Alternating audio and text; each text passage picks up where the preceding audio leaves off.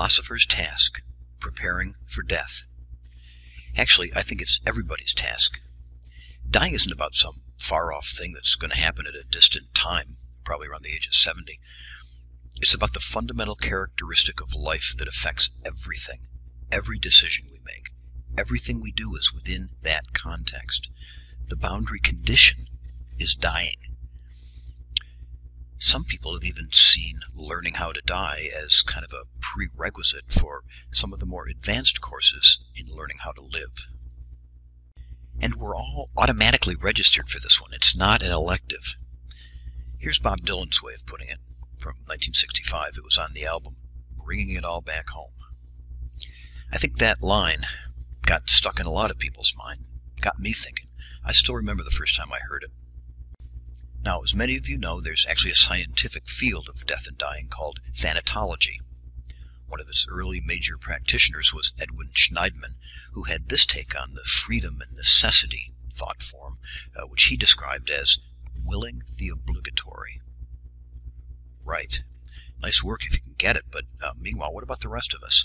How do we get from fear or serious non-appreciation, or at least ignoring, to not just accepting, but embracing, willing it? And more importantly, for the folks in this audience, how do we help others do it? Bereavement, the set of responses to someone else dying, is an extremely important topic, and fortunately you can find whole shelves at the bookstore devoted to it. But try to find some help if you decide to prepare for your own dying. Drop the denial and take on yourself as the project. How would you begin to go about it? Well, I think first of all, we'd think of it as a skill learning project, with the subject being dying. Not learning about dying, like the Discovery Channel, but learning dying as a fundamental proficiency, something meant to be applied, in a way that we learn all the skills that allow us to function and sometimes even thrive in the world. Then, of course, we'd have to figure out what is learning. And if that turns out to be a complicated question because there's different types of learning, then we'll need to figure out how to select and implement the right type of learning for this domain, dying. So, is learning about creating habitual responses to specific situations, which is kind of the essence of behaviorism? Or is it about, facilitating the transfer of knowledge from one person, usually some kind of a designated teacher, but not always, to another, sometimes called instructivism? Or is it about generating and elaborating mental models about the world, which is what's often called constructivism? I would say that each of these well-known theories of learning is based on some different story about what learning actually is, and then implicitly what the point of learning is. And they've all been employed in the service of reducing death anxiety. Religious teaching about death in particular uses behaviorist and instructivist techniques. And you might say that the spiritual but not religious people are really just asking for a more constructivist approach.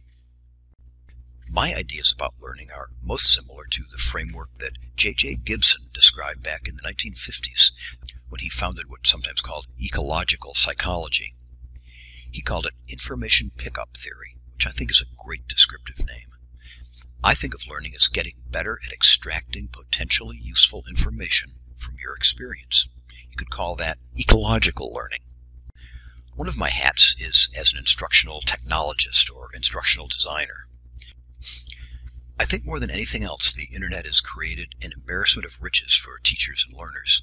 In today's age of abundance, instructional designers can focus not so much on producing stuff, but on the selection and sequencing of experiences, because there's plenty of great stuff around to support just about anything. And because taken together, and over time, it is actual experience that changes neural conditions. It's pretty obvious that the selection and sequencing of experiences is also domain-specific. Kind of the education plan I'd start writing to help someone get better at hitting a baseball would be different than one aimed at becoming a more effective salesperson or a rocket scientist, or to become more skillful in the practice of dying. They're all different in their specifics, and reality is all about specifics, but they're similar in their form. They're all about seeing things better, extracting relevant information, better. In general, all skills involve seeing and then acting based on the way things are going to be, anticipating, like a soccer player passing the ball to where a teammate will be, not to where she is. That athlete sees the game and the field in a way that I wouldn't if I was suddenly transported into that place on the field. Practice created the rich database for making good inferences about something that's uncertain, where someone will be in the future. And practice also created the rapidly fine-tunable, integrated sensory motor system. I would even argue that the supposed technical underpinning of the skill, the actual technique of striking the ball, is more than just repeat, repeat, repeat sort of conditioned learning situation. Her perfect pass in this picture wasn't a retrieval of some specific stored and practiced action. What she saw was specifically linked to that moment, to the angles and momentums and position in that moment, and her seeing led to an integrated visual sensory motor event of passing the ball to the right place ahead of time. In baseball, this anticipatory skill is even more demonstrably obvious. Mike Trout here had to initiate the muscular activity that led to that swing. Some information processing between retina and sensory motor areas takes about 200 milliseconds right there. Meanwhile, the whole baseball flight path from leaving the pitcher's hand to crossing the plane of the plate is about 400 milliseconds, give or take. So basically, Mike Trout had about 75 to 100 milliseconds to see something in the ball leaving the pitcher's hand, the pitcher's arm motion, body, whatever, to decide whether to swing at it, and if so, where. I wouldn't see those things. And neither do major leaguers when they face Jenny Finch, the great women's softball player. Barry Bonds, Albert Pujols, even A-Rod have tried. They can't touch her. They don't know what to look for. They have no database of experience to draw on. Major leaguers might have incrementally better reflexes than you and me, but their increased speed there isn't enough. It wouldn't make a difference if they didn't have that learned ability to see things, to allow them to make those inferences, to try to predict the future based on knowing what in the environment is important to extract. Here's the bio difference. In signal detection tests, experts actually see what is important faster. A setter in volleyball will see the ball in about 16 milliseconds and can construct the entire episode at that moment. Chess masters see the whole board, not a collection of individual pieces. They're not dealing with a large number of cases, but they have a fast, unconscious perceptual processing that enables them to predict the future, an anticipatory skill. I think the idea of learning as being about getting better at extracting things from the environment to help you anticipate and succeed is about more than just sports. I think trained professionals in any realm have learned precisely this, how to filter out what doesn't matter and zero right in on what will happen next. Connections are made among elements of the present situation, maybe apparently disparate elements, and connections are made to internal stored event memories with different dimensions. This is the original and deepest meaning of the term chunking, which was coined in 1956, if you can believe it was that long ago, by George Miller, a Harvard professor, in his famous Magic Number 7 book about short-term memory. I think chunking has come to be understood as dividing big stuff up into smaller pieces, presumably pieces with some topical meaning. And to some extent, that's kind of chunking, but the real thing is much more interesting. Chunking is what experts do when they rapidly size up an environment, and instead of having to remember all the details, they connect different elements and unconsciously group them into a small number of meaningful chunks, based on patterns they'd seen before.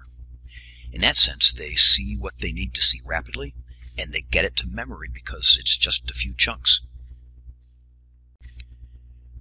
Where we see all that new information as randomness, experts see order and structure. It allows them to focus on what's most critical. Okay, so let's talk about getting from point A to point B. I prefer to work from a few operating principles, determine the best starting point, and then learn and adjust as I go when I'm trying to help someone learn, or large groups of people learn. First, you gotta do something. That's usually called practice, and now the 10,000 hour or 10-year rule is in vogue. Like a lot of things, I think there's something to it, but it's not the whole story. Practice doesn't make perfect. Spaced practice over a range of activity with coaching and feedback, that makes increasingly perfect. Learning can be aided or limited by social factors. Our aversion to estimation uncertainty or ambiguity can create a reluctance to learn just when we know the least and need it the most. Achieving some early success, but not too much, is done with the help of people, coaches and peers, demonstrating and scaffolding. Demonstrating something so that a learner can see it is the essence of teaching. The word teacher is from Old English teken, to show. According to this study on the effect on learning of each type of uncertainty, our issues with ambiguity make us say, I know enough, when we don't know squat.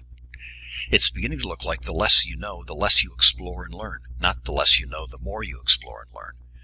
So if that's the case, what can we do? In education, one of the most studied areas focusing on ambiguity in learning is language learning. And there they've learned the idea that ambiguity tolerance comes from developing some rudimentary proficiency. So this means just about everyone needs some kind of success, whatever that means, at the beginning.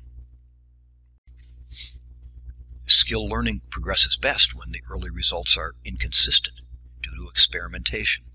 According to a study at University of Sheffield published in Psychological Science, January 2014, the participants who did the best spaced their practice and had fluctuating early results. Risk processing has also been carefully studied. The insula tracks all this carefully in the ACC, but not the amygdala. In pure risk processing, the amygdala does not seem to be routinely involved. There's a particular neuromodulator, acetylcholine, ACH, very clearly associated with risk tracking. The ACH can activate muscles, and it inhibits the central nervous system, but it's not a five-alarm fire. So the key takeaway for learning here is the idea that when unexpected things occur, because in a universe of risk they always will, as long as they are within the level of risk that had been expected, it's not that big a deal. But this study is also the only one I know of to date to track all three dimensions of uncertainty and their effect on learning. The locus coeruleus appears to signal unexpected uncertainty by releasing norepinephrine, and thus modulating the rate of learning by indicating that learning needs to be restarted. It says, unlearn part of what you've learned. Get ready for new underlying relationships in the world, especially those that contradict existing knowledge. Subjects who were told that these big sudden shifts in how things had been going might happen were more able to build this experience into the model once it actually happened than those who had not been told. The participants who were not informed about the presence of unexpected uncertainty or black swans, when they encountered it, they gave up. They just basically flailed. A quote from the study, one of my favorites in all of the subject of uncertainty, is, our participants' failure to detect jumps may suggest that their mental models excluded non-stationarity a priori. That's mental models for you, excluding non-stationarity whenever they can. So there's a developmental sequence to this too.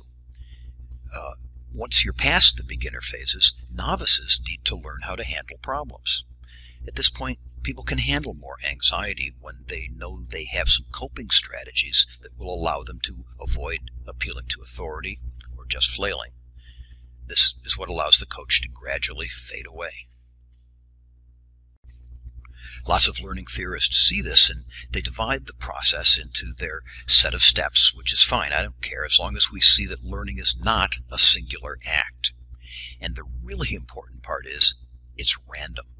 Learning is a non-linear process, and any steps are not a stipulated sequence so much as attractors in a chaotic system. places where activity tends to converge.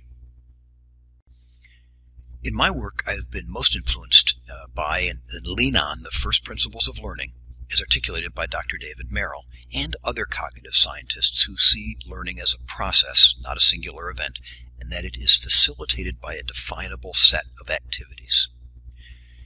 Merrill's first principles describe 4 types of experiences, which exercise 4 different sets of mental muscles. And what focuses the exercises is the topic and the problems associated with it. Here's the term Merrill uses to describe these strange attractors of learning. Activation, gaining attention. Demonstration, something being presented, new input, but no cognitive overload. Application, doing something. And reflection, the integrative cortex needs time. I'll be showing an example of a curriculum, domain-specific, for the goal of becoming more skillful about dying. That is, to see the world in new ways that allow us to make increasingly skillful decisions about what's coming.